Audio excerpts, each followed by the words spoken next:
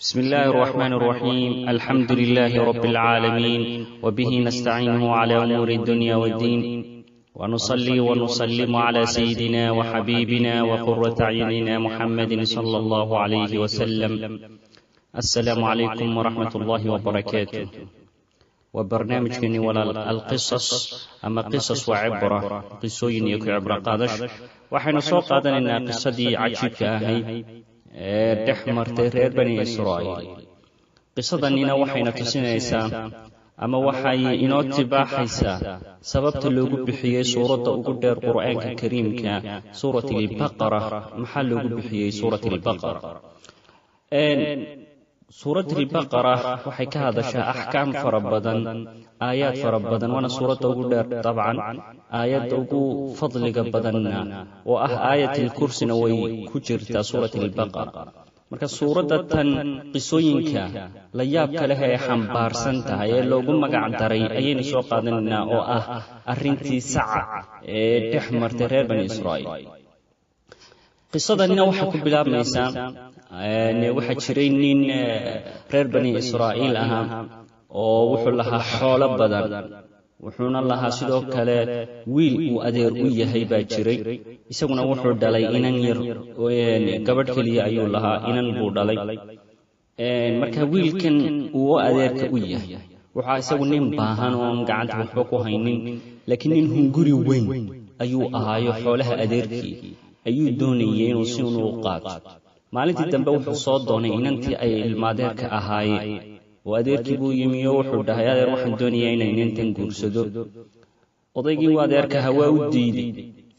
arrintiibaa markaa cadho badan gelisay ninkii, oo wuxuu dhahay, sidee buu adeerkay iigu diiday inantan ilmaadeerkan? waagii horena dhaqan baa jiray, welina wuu jiraa dhaqankaasi, oo waa dhaqanka carabta iyo reer bani israa'iil, oo ninku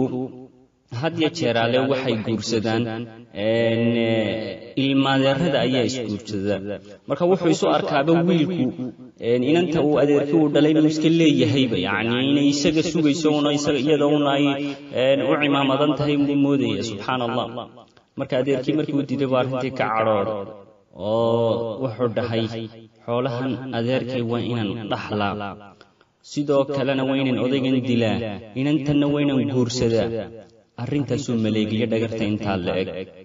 habeen buu markaa u yimi oo wuxuu ku dhahay, adeer waxaan doonayaa meel halkana ama qabiil kale oo reer bani israa'iil ka mid ah ayaa waxay keeneen alaabo tijaaro ah, yacni ganacsiya. marka inaad ii raacdid baan doonayaa oo aad igala soo tijaaraysid, sababtoo ah anigay ma aaminayaan, maadaama adigu aad tahay nin xoolo leh. adigoo lagu aaminayaa isii raacbuy. marka odaygii habeenkiibuu sii raacay. markii la gaadhay meeshii qabiilkii kale reer bani israa'iil ay joogeen ayuu habeenkii mugdigaha buu odaygii adeerkii ahaa dilay. dabadeedna wuxuu iska yimi gurigiisii. subxaana allah. subaxii markii la gaadhay buu gurigii adeerkii yimi isagoo doonaya, ma jooga baa la yidhi, isagoo iska dhigaya sidii mid aan waxba samaynin. markaasuu wuxuu ka helay meydkii adeerkii meeshii ama qabiilkii kale ee reer bani israa'iil. dabadeedna waa baroortay ninka kani, oo waa qayli, oo waa ooy, oo ciid iyo carru madaxa iskaga shubay. markaasuu dhahay, waa cammaah, alla adeerkayow yaa ku dilay? hadda dhagar qabahu waa isaga, ka dhiigga qabaa waa isaga. subxaana allah. ee dembiga gala ee kriminaalka ee mujrimka ah. dabadeedna wuxuu dhahay, qabiilkii kaleu ku yidhi, idinka ayaa dilay adeerkay, oo waxaan doonayaa magtiisii, diyadiisii baan rabaa buy. subxaana allah. oo wuxuu doonayay inuu inantiina qasab ku guursado, xoolihii adeerkiina uu dhaxlo uu qaato, sidoo kalena odaygan uu dilay inuu diyo ku qaatiyo, mag uu ku qaato. nimankii qabiilkii kale reer bani israa'iil waxay dhaheen, annagu maanaan dilinoo way dafireen, oo waxay dhaheen, annagu maanaan samaynin. adigu sidii laysu qabqabsaday ee laysu hayshaystay ayay markii dambe dhaheen, waxaan u tegaynaa rasuulkii ilaahay ee nebi muuse calayhi salaam, kaliimuraxmaan. nebi muuse ayay u yimaadeenoo waxay dhaheen, reer bani israa'iil, nebi muuse bal noo kala caddee cidda falka kan ka dambaysa ama ciddii disha noo sheeg. rabbigeen markaa subxaanahu wa tacaala arrinta tan suurat albaqara ayuu inooga warramay. وحده الله سبحانه وتعالى وإذا قال موسى لقومه وحد حستا مركو النبي موسى وكده قوم كيسي إن الله يأمركم أن تذبحوا بقرة ربا هانتي لهي وحيدين فريا إن الدور عدان سع marka wuxuu ku yidhi sacbad gowracaysan xikmadda ilaahay baa iska leh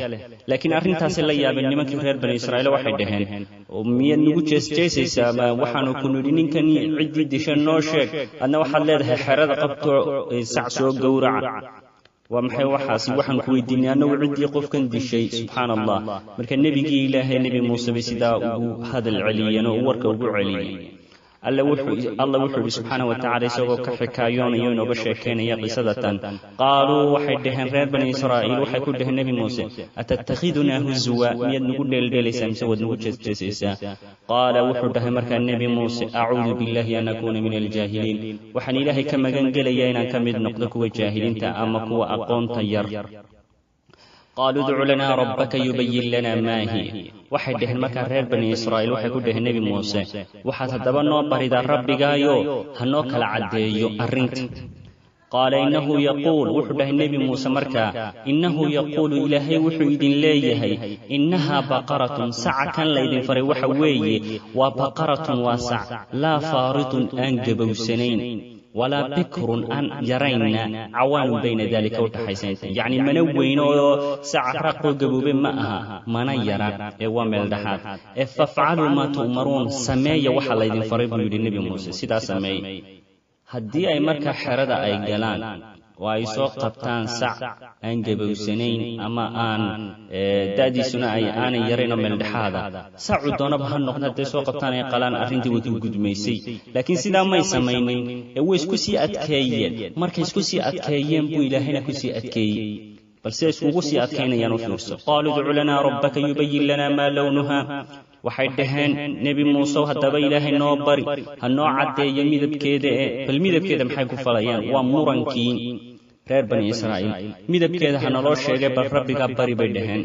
qaala wuxuu dhahay markaa nabi muuse innahu isagu dhabahantii alle wuxuu leeyahay yaqulu innaha baqaratun safra wuxuu leeyahay waa sacaasi waxa weeye sac midabkiisu uu yahay huruud jaalle ah faaqicu lawnaha midabkeedu waliba uu aad iyo aad u sii huruud uu u sii yahay tasurru naadiriina dadkana farxad gelinaysa markay arkaan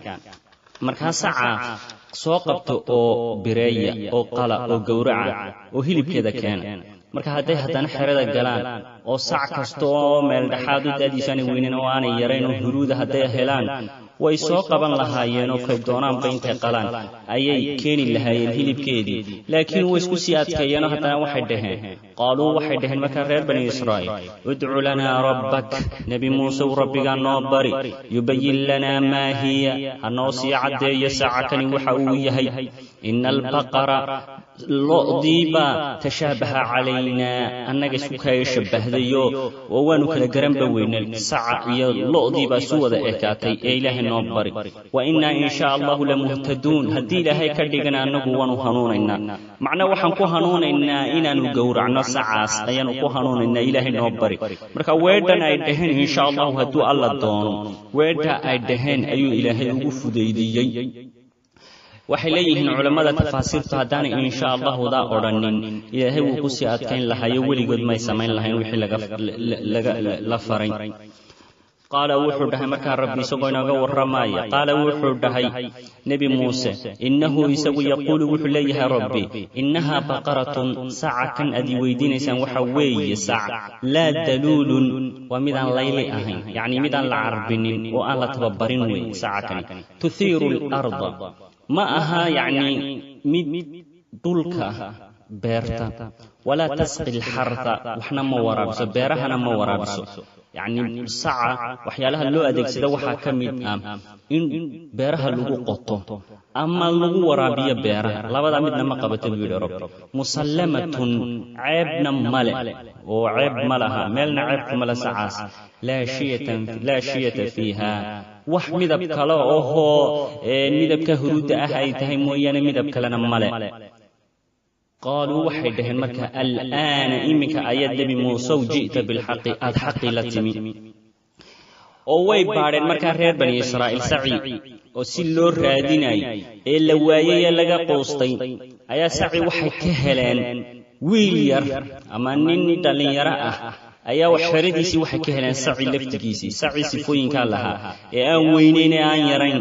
sidoo kale midabkiisu uu aad huruud u ahaa dadka farxad gelinaysay sidoo kalena aan layliga ahayn ee aan dhulkana qodaynin beerna aan waraabinahaynin saca sifooyinka leh waxay ka heleen oo kaliya wiil xeradii si u raadinayeen oo ku mashquuleen oo waa kuwan isku adkeeyay rabbina waa kan ku adkeeyay wiilka kana qisu leey qisadiisu waxa weeye waxa wiilkan nin baari u ah aabihi dabadeedna nin baa u yimi wiilka kan dhalinyarada ah oo wuxuu ku yidhi waxaan doonayaa wiil yahow inaan kaa iibiyo lu'lu'a waa macdan berigaa la isticmaali jiray oo waxaan kaaga iibinayaa buu yidhi lu'lu'an 70,000 iga siiso wiilkii wuxuu yidhi aabbahay baa hurda aabbahay markuu soo kaco ayaan kaa iibsanayaa wuxuu dhahay ninkii aabbahaa soo kici oo iga iibso oo qiimaha 70,000 aan kugu dhahay waxbaan kaa dhimay oo 50,000 iga siiso aabbahana soo kici sidaas samee wiilkii wuxuu yidhi maya ee anaaba qiimaha wax kugu daray 80,000 iga sii sugnayntuu aabba ka caayo waa diiday markaa ninkii oo wuxuu yidhi mayaanuna qiimahan ka sii dhacayaa ilaa siduu u sii wada marba qiimihii uga sii dhacayay uu gaadhsiiyo 30,000 iyo wixii ka hooseeyaba wiilkiina wuu lahaa maya kicin maya anigu aabbahay waa hurdaa ee aad lacagtaada sare u qaadso 100,000 aan ku siiyo sugnayntu odaygu ka cay markii ninkii labadii nin ay ismari waayeen ayaa ninkii lu'lu'a iibinayay macdanta iibinayay ayaa wuxuu yidhi weligaa waxba kaa iibin maayo waa iska tegin ninkiina wuxuu yidhi weligay aniguna aabbahay kici maayo hadduu hurdo oo hurdada kaga cayaari maayo marka arrintaa la yaab kale uu baarinimada uu ugu yahay aabbihii ayuu rabbi subxaanahu wa tacaala ugu beddelay in saciisii uu lahaa laga helay sifooyinkii reer bani israa'iil raadinaysay marka xerooyinkii oo dhan markii laga waayay reer qoomkii reer bani israa'iil ay wada waayeen saci waxa laga helay wiilka kan saciisii marka way yimaadeen waxay dhaheen war wiil yahow naga iibi sacakan oo waxaad nagu dhaafsataa sac kalan ku siinaynaay saca kan nasi waa diiday wiilkii oo wuxuu anigu idin siin maayo waxay dhaheen 2 sac qaado waa diiday waxay dhaheen 10 sac qaado waa diiday subxaanallah waxay dhaheen haddaba waxaanu ku siinaynaa sacaas miisaankiisa oo dahab ah ee naga iibi waa diiday wiilkii u fiirsay way isku adkeeyeen reer bani israa'iil ilaahina waa ku sii adkeeyay isla saci wiilka kana halkana laga qoodinayaa iyo risaaqadiisii baa meesha ku qoran markii wiilkii iibin waayay saci ayaa loo yeedhay nabi muuse waxa lagu yidhi rasuulkii ilaahayow nabi muuse kaliimur raxmaanow dee wiilkan kaliya ayaanu ka helnay saci isna waa diidan yahay inuu iibiyo wuxuu dhahay nabi muuse calayhi salaam haddii aad doonaysaan wiilka kan saciisa aad ka rabtaan dee waa inaad raalli gelisaan wax allaaliyo wuxuu idin dhaho waan idinka siinayaa ka siista dabadeedna adigu doodii baa la galay misaad naga siinaysaa intaad sidii markii loo baayactamayay ayaa waxay dhaheen miisaanka saca 10 meelood miisaankiisa oo dahaba baanu ku siinaynaa wayna siiyeen halkaasaaba lacag aad iyo aad u fara badan oo dahab ah ay ka soo gashay oo ilaahay uu ka quudiyay wiilka kan nimankii yahuudeedna sidii ay isugu adkeeyeen baa allana ugu adkeeyey xoolo badanna way ku bixiyeen si ay saca ay u soo iibsadaan saci markii la keenay ayaa la qalay oo waa la gowracay saci dabadeedna qayb ka mid ah hilibkiisii qaybtaasi nooc qaybtii doontaba ha noqoto oo rabbi wuxuu yidhi qayb ka mida soo qaada oo ha noqoto bawdadii ha noqoto jidhkiisa meelaha kale saca meeshay doontaba ha noqoto qayb ka mida hilibkii sacaas la bereeyey ayaa la soo qaaday oo rabbi wuxuu yidhi faqulna daribuuhu bibacdiha waxaad isku dhufataan badhkeedba badhka kale ku dhufta macnaha qaybtan hilibkan sacan la qalay waxaad soo qaataan oo ku dhufataan meydkii ninkii meydka ha ku dhufta waa lagu dhuftay markaa ninkiibaa istaagayba subxaana allah mucjiso ayaa halkii ay taagnaayeen lagu tusay subxaana allah ninkiibaa istaagayo markaasaa la weydiiyey war yaa ku dilay markaasuu yidhi aniga waxa i dilay wiilkan adeerka uu ahaa oo aan inantayda u diiday xooladoonna ahaa ninkaasaa i dilay dabadeedna waa dhacay ninkii haddana waa dhintay oo halkii sidiibuu ku noqday markii waxaa caddaatay qabiilkii la masabidayee la lahaa idinkaa dilay ayuu ilaahay caddeeyey inaan iyagu waxba dilin sidoo kale dhagarqabihii beentana sheegay ee haddana dilaagahaa kuna darsaday inuu dadka sii masabido ayuu rabbi kashifayo wuxuu yidhi wiilka kan ayaa dilay ninkan ayaa dilay isagiina waa loo dilay wax dhaxal ahna kamuusan helin adduunyadii uu adeerkii dhaafsadayna halkaasuu ku waayey hungurigii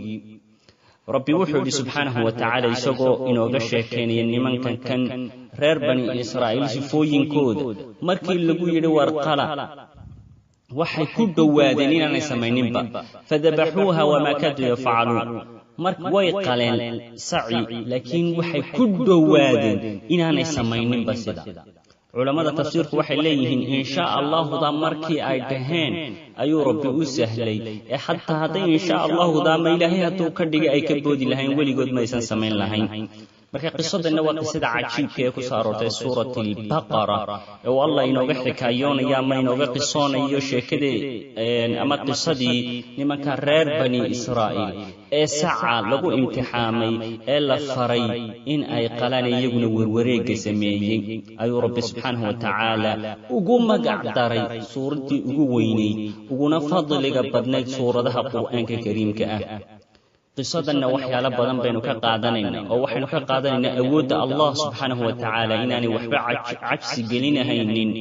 oo wuxuu alla doono siduu doono markuu doono iyo xilliga uu doono iyo meeshuu doono uu alla uu ku fuliyo sida ninkaa dhintay ayuu rabbi wuxuu doonay inuu nooleeyo waanu nooleeyey marka ilaahay wax ku culus ma jiraan waxaan kaloo ka faa'iidaynaa qisadatan inaan dhagarqabaha dhulku inuu la dhaqdhaqaaqo dulmiga uu falay maalin maalmaha ka midunba ayaa laga jaray ha dheeraata waqtigu xaaladdu hadday doonto iyo duruufuhu yaanay saamixin in laga aargoosto laakiin qisadani waxay daliil u tahay in ruuxa dulmiga gala ama gardarrada dadka ku gardarrooda in maalin maalmaha ka mida uu rabbi uu ka jaraayo oo rabbi waa kii lahaa subxaanahu wa tacaala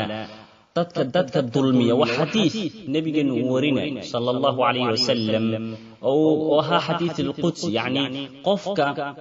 dulminaya dadka dulminaya ee dadka madluumiinta la dulminayo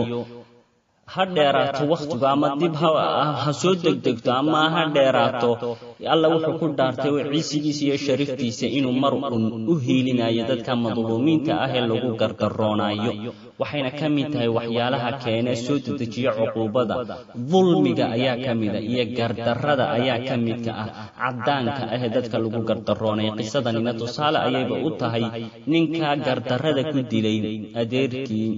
kadibna masabiday dadka kale markaasuu alla subxaanahu wa tacaala ka shifay